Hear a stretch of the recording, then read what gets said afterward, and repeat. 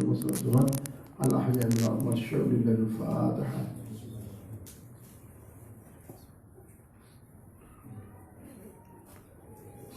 Amin amin summa amin Allahumma biha subhanallahi wa salamun rabbil alamin. Assalamualaikum warahmatullahi wabarakatuh.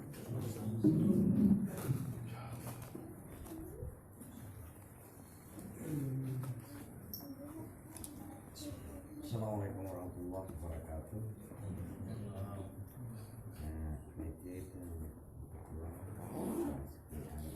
Yang di penasaran permasalahan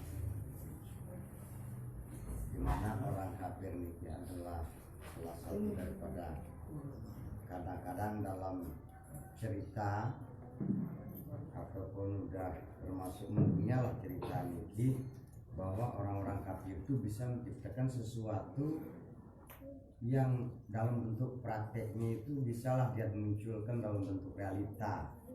Nah, niki adalah suatu aplikasi daripada pertama kita ini punya pedoman Al-Quran. Nah, yo penggalian dari orang daripada isi Al-Quran bisa dipraktekkan oleh kami. Sementara dalam konteks niki maaf dulu sebelum-belena belengan mau dasar artinya orang kafir niki pertama dia mungkin hanya mengenal aja nama Al-Quran gitu doang kan.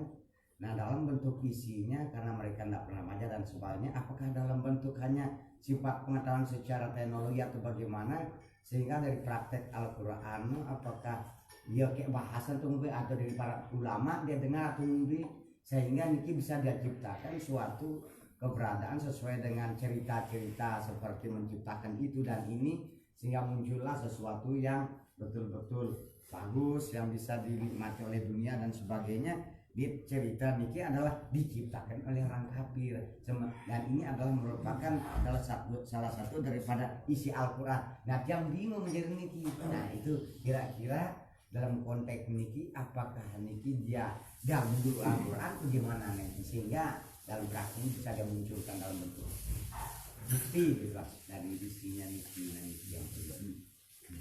Di kedua kali niki masalah umat niki tadi sudah dijelaskan nanti pada hari kiamat itu ada 7 umat yang udah dianur 7 bagian as-siddiqin al-alimun as-suhada al-mutiun al-mujahidin al-hujjad dan al-asun atau umat yang durhaka. Nah, jadi antara ketujuh umat niki apakah dia memiliki masa tertentu, misalnya as-siddiqin sekian tahun di masanya sudah berlaku sehingga terjadilah suatu perpindahan untuk masa-masa berikut nanti berapa lama kira-kira nama niki lah yang kedua.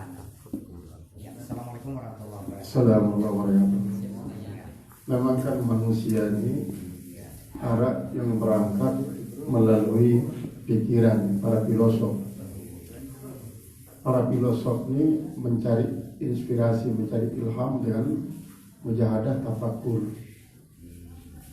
Nah, hasil pemikiran-pemikiran filosof kadang-kadang tertuang dalam bentuk karya tulis. Tertulis di para filosof. Paraminta Sokrates, Plato, Anaximandros, Anaximedes, banyak filosof-filosof Yunani.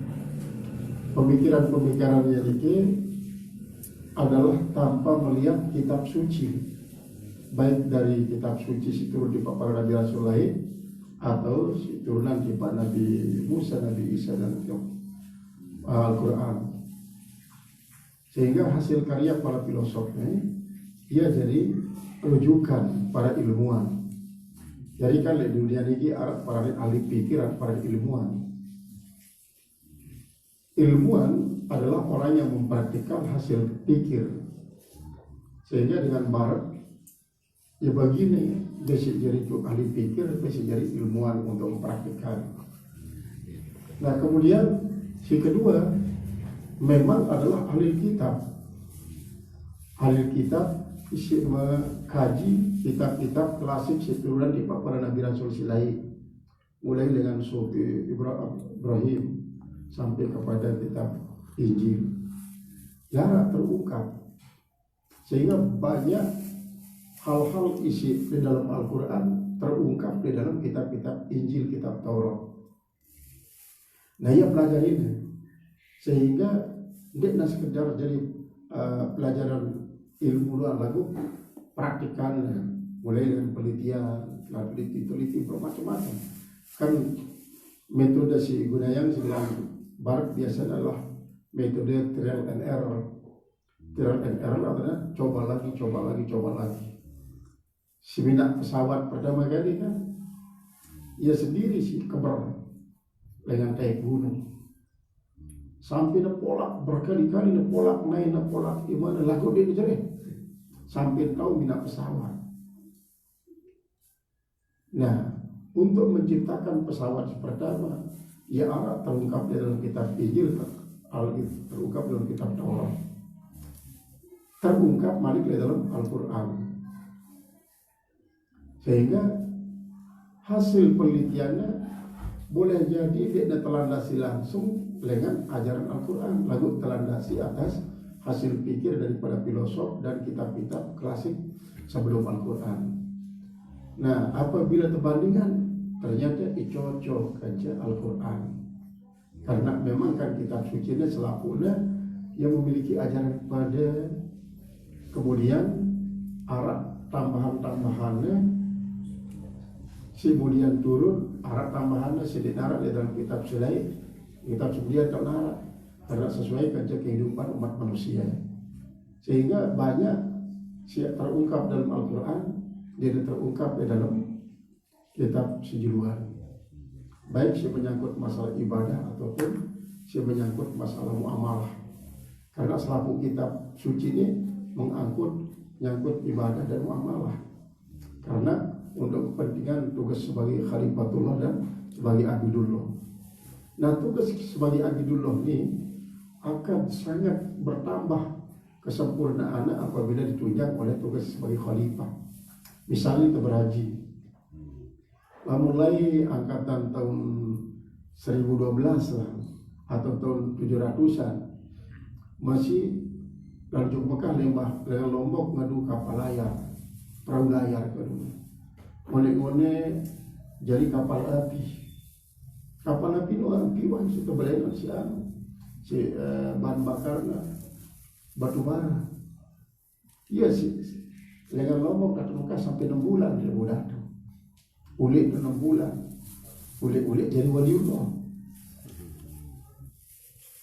Nah, terus makin meningkat kapal bau becatan. Sebulan di Mekah, sebulan di tengah laut, waktu lalu sebulan di tengah laut waktu pulih. Mulai pada tahun 1973 mulailah Indonesia ngangkut jamaah haji melalui dan pesawat. Pertama kali ngangkut tri di Kolombo. Jadi masih dua kadul, arah si kadul kapal, arah si kadul pesawat. Si kadul pesawat kebetulan sampai Kolombo tri. Jadi terkenal sebagai DC-9, jet DC-9. Dari tahun 1973-74 pertama kali melalui pesawat. Kemudian makin ikan dinara dengan Lombok, sehingga ada kapal, ada pesawat doang. Dan sekian pecah. Lalu makin ini dari Lombok sampai Madinah, Madinatul Hujan adalah sekitar 10 jam, paling banter lah 10,5 jam. Nah, sekian era boleh jadi 5 jam kalau semakin pecah. Penemuan-penemuan para ahli pikir lalu dipraktikkan. Mungkin dengan merekayasa dirinya, merekayasa ke kiri ke kipas, dan merekayasa banyak hal untuk mempermudah, sehingga daya dorong lebih cepat. Nah, ini adalah kesimpulannya. Memang dengan kafir di rumah membaca Al-Quran, kemudian memang arah isi membaca terjemahan Al-Quran. Terus melalui motivasi firman Al-Quran, Allah memberikan hidayah melalui hasil penelitian. Misalnya mantan ahli spesialis kulit Thailand dalam Islam telah membaca, kebetulan buka terjemahan Al-Quran daripada firman Allah, kullama nadijat juluduhum badalnahum juludan ghairaha. Kan Thailand yang paling pertama kali tahu ganti kelamin. Di Lombok baik arah anak pertengkok di cakra Cina cakra dia paling pertama kali ganti kelamin mama dan kelamin ini. Cuma di mana berkembang dari ada sewaktu di mana arah rekayasa. Kalau mang gini kita nida tuh lihat arah solihin dengan Aceh solihin. Rari berdaya anak nida solihin di Aceh. Karena faktor ekonomi, lalulah ia nggak mau di Amerika. Sampai mau pegawaian jadi tukang besuk piring di sebuah restoran. Terus saat itu ngumpulin modal, dia mau berkumpul modal, buka lagi salon. Sini na berubah, naluri perasaan jadi perasaan ini, buka salon. Nah iya ganti kelamin. Transgender istilahnya, ganti kelamin, tidak jadi solina jadi, solina jadi, miliki masih solina, masih, lebih duit, turun Bali sih, transgender, terus tahun lalu dia Thailand doang. Dan ini adalah hasil daripada kajian firman Allah, fa idza nadijat juluduhum badalnahum juludan ghairuha. Lalu di Mekah terus ahli spesialis kulit dia dalam Islam lalu di Mekah. Terus kemudian terumbu malik hidayah Allah Subhanahu Wa Taala tambahlah di Islam, damai Islam. Ini merupakan suatu hidayah.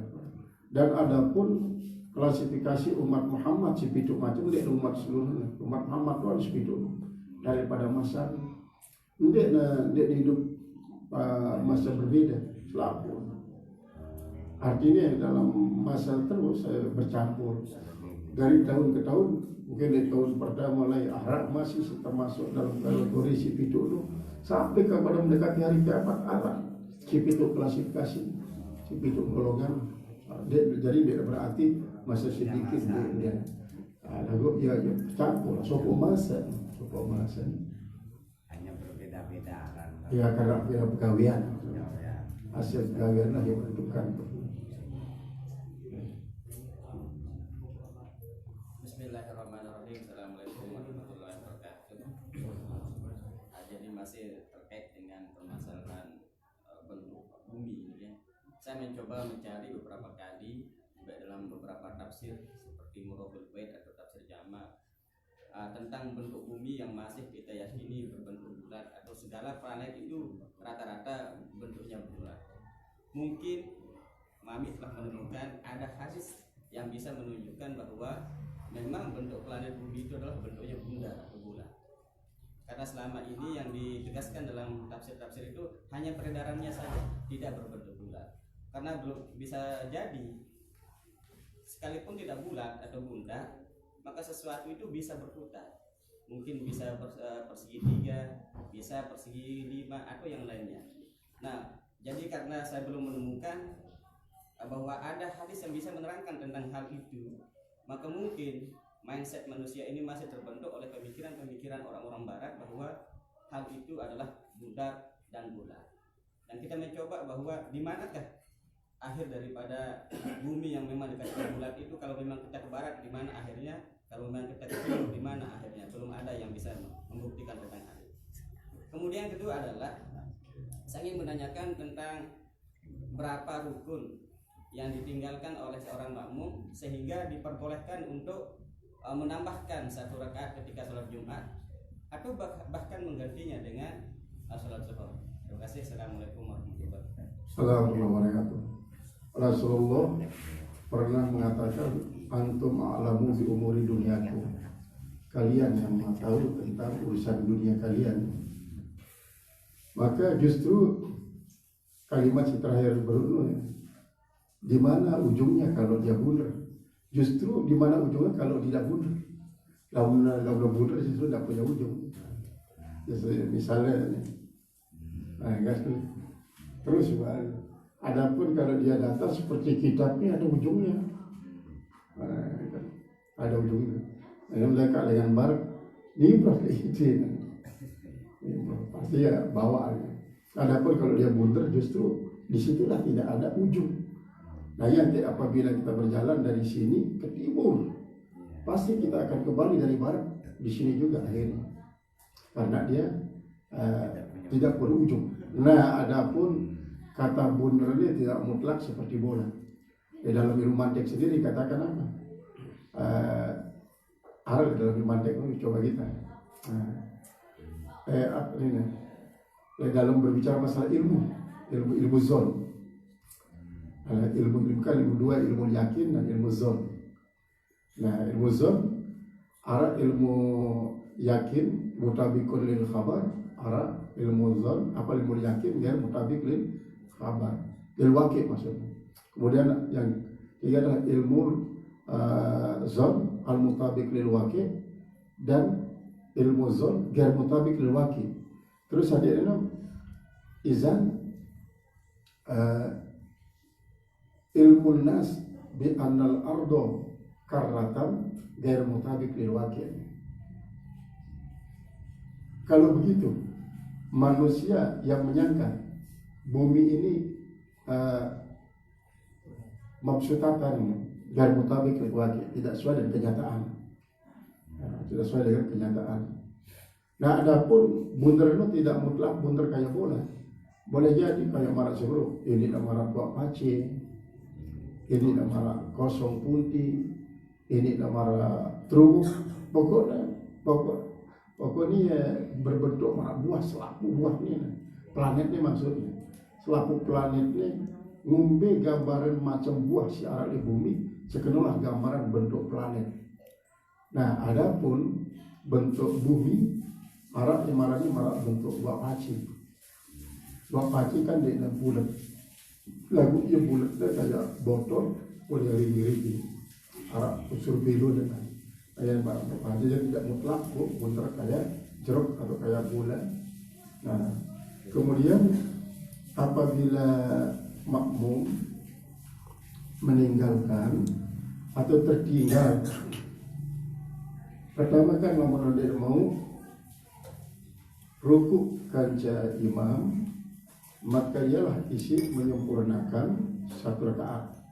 Misalnya kita datang rakaat pertama lah, cuma dia baru rukuk, di saat sujud imam tu datang. Berarti tempat kita sembahyang 4 rakaat kita sembahyang, walaupun sisi rakaat pertama dia sempurna. Nah adapun namun Jumat apabila terdatang setelah tidal imam di rakaat terakhir. Kalau terdatang setelah tidal imam di rakaat terakhir, justru dia dona salat mala nawa wa nawa mala salat. Dia mensalatkan apa yang tidak dia niatkan dan dia meniatkan sembahyang yang tidak dia salatkan. Artinya berniat tetap Jumat. Waktu datang lewat tidal imam terakhir, solat para Jumat itu niat. Lalu karena ia tidak mau rukuk terakhir kerja imam, maka langsung si praktikan adalah zuhur, walaupun di dalam berniat adalah salat Jumat yang daripada salat malanawa wa nawa mala salat. Ia harus mensalatkan apa yang dia tidak niatkan, walaupun dia meniatkan akan salat yang tidak dia salat. Jadi apabila peninggalan ditemu ruku lah, dia terganti dengan satu rakaat. Karena tak anggap ruku sujud baik pertama kedua termasuk antara sujud nu adalah tetap mereka mau terpahala. Cuma lamun dengan cukupan sinu, dan harus memalukan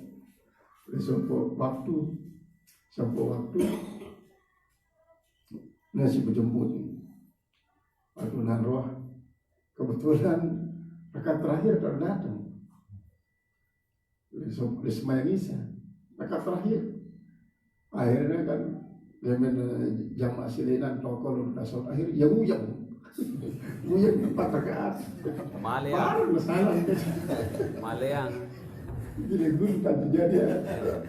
Apa guru saksi atau berbeda supir tahu sembahyang. Ada 2 sembahyang nasi tumen di dalam sembahyang ada dulu sembahyang. Allah. Kapan dia kermet kalau berani Boleh gini. Kemandi. Jadi memang mulai selamun jenazah mama terpandi si mama, jenazah ini terpandi si ini. Nah lalu boleh jadi wah si tiap misal si mama di nebeng mah kena orang sedina ada kena mati ketika kita sih Dengan lain. dengan lain walaupun ini ya sendiri mandi ya kagum. Nah perkara barang dalam selesai mandi nauduan lakukan di dalam mandi itu nggak dulu istilah dia pengaruh istilah dia tersarungi di mana dia lentur ya. Jadi uduan nggak dulu pengaruh karena yang dia kelenturan kulit mubasarah kan kulit semama tetap sah wudu kanggo ya kanggo ataupun sebaliknya senina supaya perampal senina udah depan depan semama lu sih tak mama itu dia sudah pada sini kan ini lagi lo nani ini lo coba dengan ini pokoknya saya kemudian lentur dia akan mati loh ini mantan beraya tuh dia nebeng jadi dia nebeng ya akhirnya dia sendiri mandi. Assalamualaikum warahmatullahi wabarakatuh. Assalamualaikum warahmatullahi wabarakatuh. Tentang masalah perbudakan tadi, sebagian besar dalam kitab-kitab fikih tentunya membicarakan ada tentang bab pembebasan budak itu tadi yang ada di dalam pemikiran tiang. Padahal sebelum datang Islam itu memang perbudakan sudah ada, tapi ketika Islam datang sudah diselesaikan oleh syariat Islam Nabi Muhammad SAW. Artinya kalaupun dibahas tentang perbudakan ini berarti ulama melihat masih ada model-model perbudakan. Apakah waktu sebelum Nabi Muhammad SAW atau setelah Nabi Muhammad SAW perbudakan ini berarti masih ada yang tersisa, sehingga kalau dikatakan kalau yang viral kemarin milkul yaminnya seorang Abdul Aziz itu yang menyebut tentang perbudakan itu masih, tapi dalam konsep suka sama suka, sehingga mengatakan perzinahan itu sendiri boleh asalkan suka sama suka itu. Ini mengambil dasar milkul yamin, kepemilikan artinya sama-sama suka. Apakah konsep perbudakan ketika dibahas ulama ternyata masih ada budak atau tidak? Padahal kan sudah terhapuskan setelah Nabi Muhammad datang seperti itu. Nah sekarang siapa yang disebut budak yang sesungguhnya atau milkul yamin yang dimaksud dalam Dr. Abdul Aziz itu saja. Assalamualaikum. Di dalam masalah zakat inna masyarakat fuqara wal masakin wal amilin 'alaiha wal mu'allafati qulubuhum wa birriqab. Jadi Arab pipi telu dalam ayat pertama inna masyarakat lil fuqara wal masakin wal amilin 'alaiha, kemudian wal mu'allafati qulubuhum wa birriqab, kemudian pada akhirnya adalah wa fisabilillah wa sabil. Nah justru berubah asnafus samanya jadi asnafus samah, sehingga dalam pembagiannya pun zakat si terkumpul adalah selalu terbagi jadi pitu, dia ada jadi baru. Ini termasuk sebagai salah satu contoh. Nah kemudian di dalam Al-Quran sendiri dalam surat Al-Balad apa namanya la simu bihadzal balad wa anta hilum bihadzal balad wa lidi umulad lakad khalaqnal insana fi kabad sawalan jawahad yaqul ahlaqtu ma lal wada asabu alam yarwa alam najawla ainain wa lisal safakain fahadainahun najdain. Terus apa nih? Wamal aqabah Pakurokabah au it'amun biyaumin zi masgabah yatiman za makrabah. Pakurokabah Dari mal akabah, apa itu si akabah? Fakra akabah, merdekakan Buddha. Au yatiman zamakrabah, au miskiman zamakrabah. Kemudian masalah rakabah di dalam Al-Quran, bahkan dalam kitab-kitab fikih masih diabadikan sebagai salah satu kajian dalam ilmu fikih adalah rakabah. Nah, memang dalam rentang waktu setelah Rasulullah SAW membebaskan Buddha, karena salah satu daripada 10 harb dihadapi Rasulullah sebagai misi beliau. Pertama adalah harbul istirqaq. Harbul istirqaq adalah memerangi perbudakan. Harbul riba, harbul zina, harbul maisurat, harbul muskurat. 10 banyaknya al-harbul. Salah satunya harbul istirqaq. Setelah Rasulullah menaklukkan negeri Mekah, bebas total di negara budak walaupun pada agama lain. Di negara budak. Tetapi budak itu akan ada nanti pada akhir zaman. Antalidal amatu rabbatahan. Bahwa budak-budak perempuan akan banyak melahirkan tuan-tuannya. Dalam arti mereka itu budak seperti definisi pada zaman Rasulullah, bukan seperti definisi yang dia berikan oleh para ahli-ahli Sufisme, aliran Sufisme. Filosof Sufisme ini kan selalu mengartikan Al-Quran dengan retorika, sehingga seperti si Aziz ini sebenarnya bercerita, dia bercerita tentang milkul yamin pada zaman Rasulullah boleh digauli, tetapi karena makin ini tidak ada budak, tidak bisa dialihkan definisi budak daripada kepemilikan zahir dan batin, jasmani dan rohani, sehingga bisa diperjualbelikan. Adapun mangkeneke adalah perbudakan dalam prostitusi, tidak berarti membeli jasmani dan rohani, tapi hanya pemuasan syahwat sementara dan tidak bisa dilegalisasi untuk dijadikan sebagai salah satu tempat pelampiasan hawa nafsu, seperti penjabaran daripada Aziz dalam sebagai disertasi dan Rektor Win Jogja pun merasa kecolongan. Kenapa si Aziz ini kok menetapkan itu adalah sebagai salah satu yang diluluskan? Sebenarnya dia tidak didiat penjabaran ini. Akhirnya maka disertasi daripada si Aziz ini viral di dunia maya, dan gelar doktornya itu adalah masih dipermasalahkan karena dia harus memperbaiki. Nah, jadi kan si viralnya sebelum diperbaiki kan ada masa tenggang untuk memperbaiki, tapi sebelum diperbaiki sudah viral. Akhirnya itu jadi rujukan dari viral, dan itu merupakan satu sensasi daripada seorang yang bernama Aziz yang masyhur, si Suhur juga itu. Dia ceritakan tentang Prabu Suhur. Jadi milkul yamin tidak bisa dirubah definisinya dari suka sama suka, karena yang dijadikan patokan adalah melakukan hubungan suami istri tanpa nikah yang sah.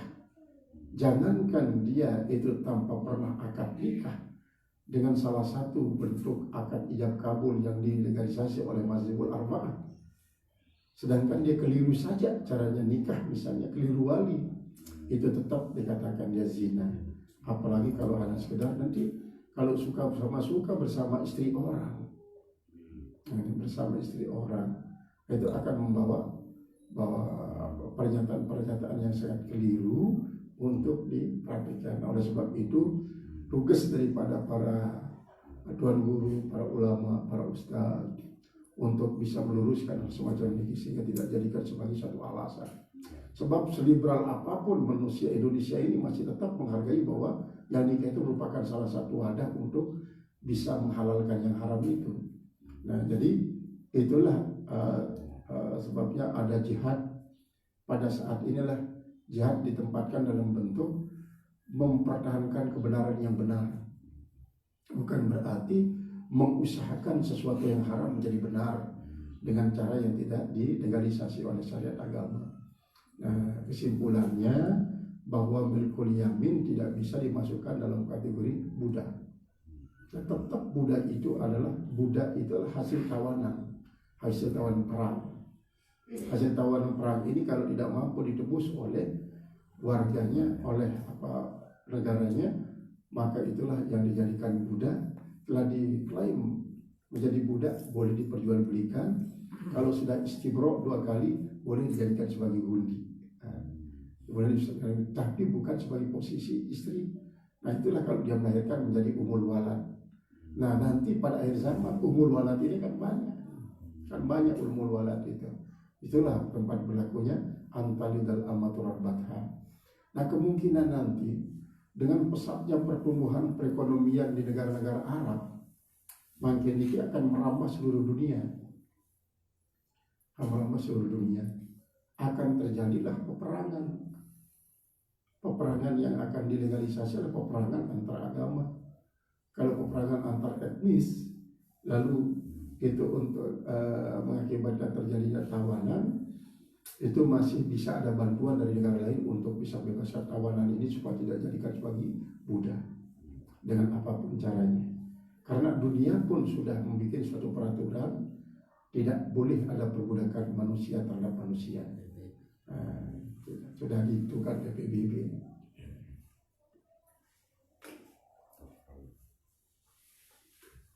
Ya, cukup sudah.